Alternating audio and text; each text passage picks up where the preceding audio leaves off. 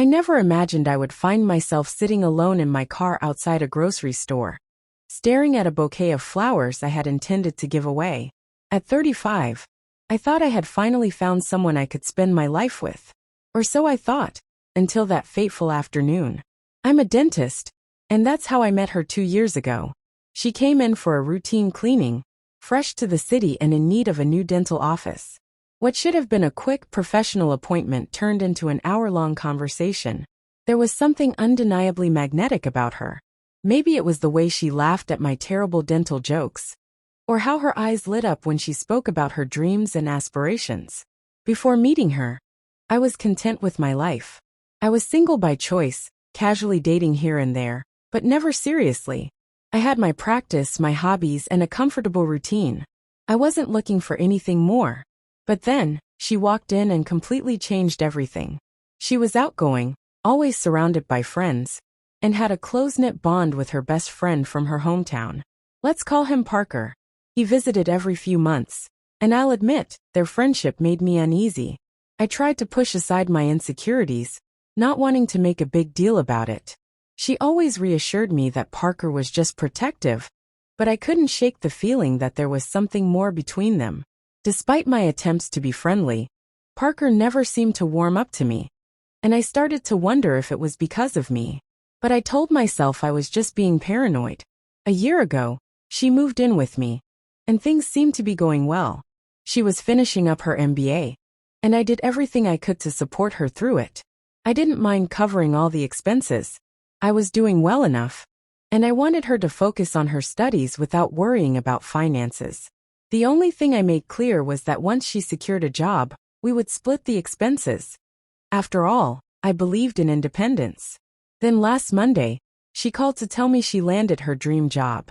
I was beyond proud and excited for her. I left work early to surprise her, picking up her favorite wine, some Thai takeout, and a necklace with a dolphin pendant I knew she'd been eyeing for weeks.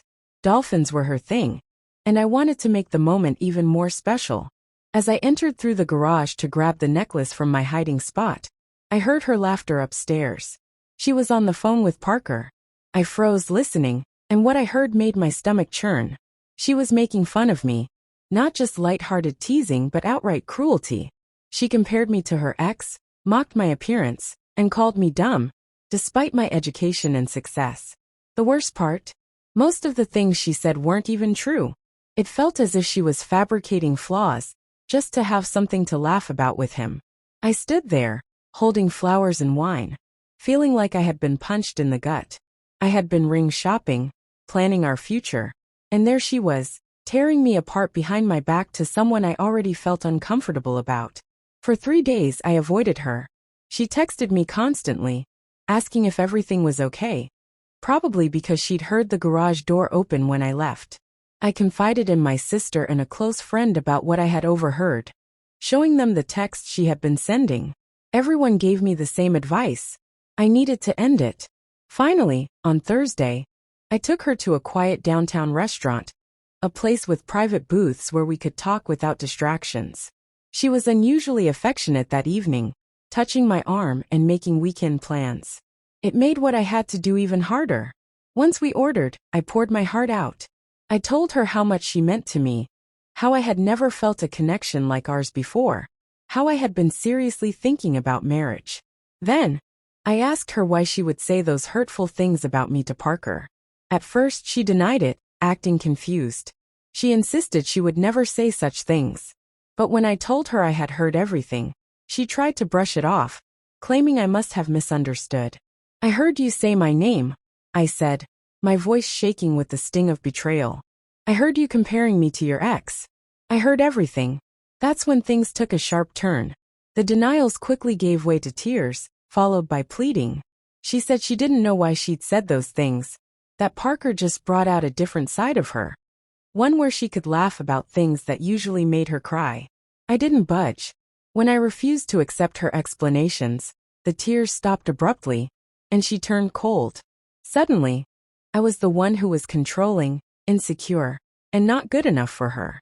She told me she never really loved me anyway, that I was more like a friend she didn't want to hurt. In that moment I knew we were done. I told her to pack her things and leave. I had supported her through everything. But this was where I drew the line. She hadn't contributed to a single bill, and legally, she had no claim to stay. Her reaction was explosive. She screamed at me right there in the restaurant, calling me every name in the book. The ride home was silent. My friend Kai and his wife had been waiting at my house, just as a precaution, while she packed her things and called a friend for a ride. I waited outside with Kai while she took her last belongings. Before she left, I made sure to get my house key back. That night, the texts began to pour in. First they were apologetic, then angry, then sad, cycling through every emotion imaginable. I didn't respond to a single one. The next morning, I sent her a single text. I've put your remaining things on the porch. You can pick them up while I'm at work. I should have known this wouldn't be the end. When I arrived home that evening, my heart sank.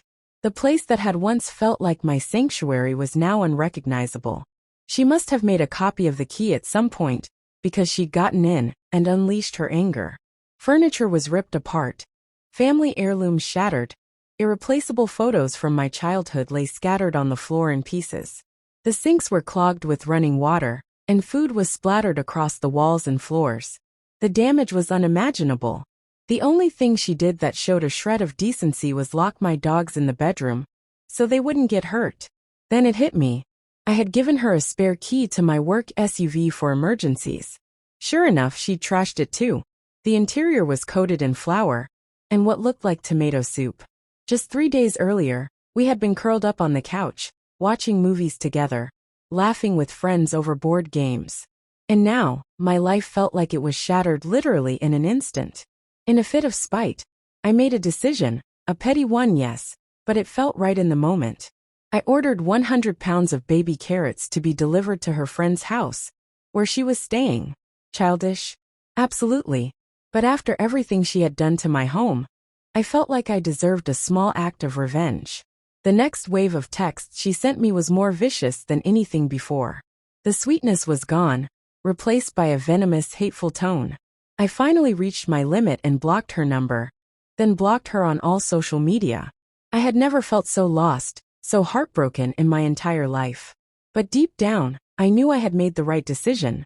Her actions spoke volumes. And they made me realize that this was never the relationship I thought it was. I spent a lot of time reflecting on what had gone wrong. As a dentist, my job demands long hours, and I know that bothered her. When patients had emergencies, I had to respond. Sometimes during dinner, sometimes on weekends. We'd fought about it before, and I did try to make changes to leave work at work. But there's only so much I could do. It's part of the job. Still, I don't think I was a bad partner. Sure, I had grumpy days, and we had our share of disagreements, but nothing major. I truly thought we were happy. I was happy. Now I question everything. Did I somehow push her to act this way? But then I remember the way she laughed while making fun of me to Parker, how she quickly turned cold and cruel when I confronted her, and how she destroyed my home in a fit of rage.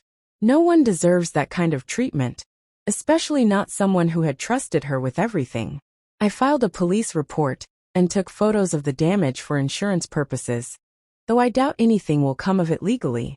I can't prove it was her, and honestly, I don't want to drag this out in court. I just want to move on with my life. What's truly bizarre is how quickly everything changed.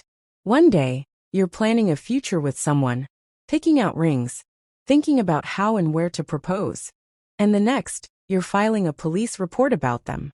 Life really does have a way of surprising you. My sister keeps telling me that I'll find someone better, someone who appreciates me for who I am. Right now that's hard to believe, but I know she's right.